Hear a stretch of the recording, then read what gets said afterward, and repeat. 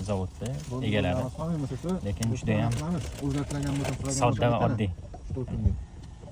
Hayot oddiylikda deydi, xuddi shunaqa. Zavodga kirishga tayyorgarlik ko'rmoqdamiz, lekin kichkina bo'ladi, chunki bu yerda asosan sensor ishlab chiqariladi. Shunaqangi joylarda o'tiradi. Sizlar bo'lsa ekranga ham kirgansiz, xuddi shunaqa joylarda o'tgandik. Mana ishlashi qarasanglar bo'ladi. Juda ham tiniqlik va aniqlik bilan ishlaydi bular. Bu yerda tayyor bo'lgan mahsulot.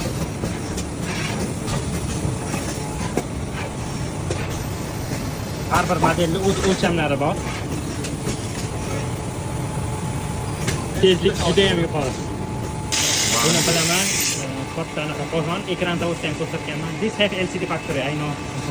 This I have my little have. My shop little have. Yeah.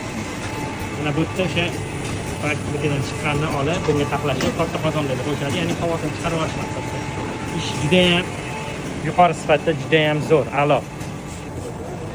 Bu yerda oynani shu OK qilisini tekshirib, ideal emasligini ko'radi.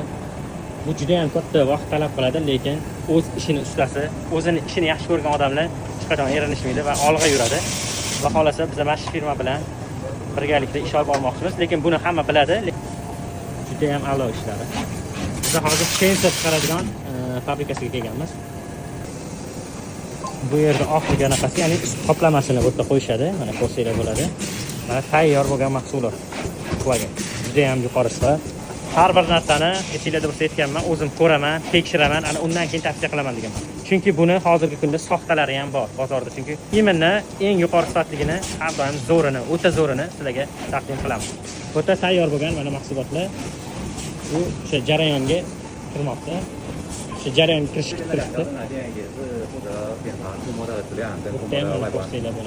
Bu yerda ham umuman yana nima desa bo'ladi? Juda ham ko'p bosqichdan tekshiruvdan o'tkazarkan. Men shunisiga qoyil qoldim. Bitta joyda emas, ikkita, uchta, ya'ni 4-joyda ham tekshiruv nuqtalari bor bularni. Bu degani eng zo'ri degani.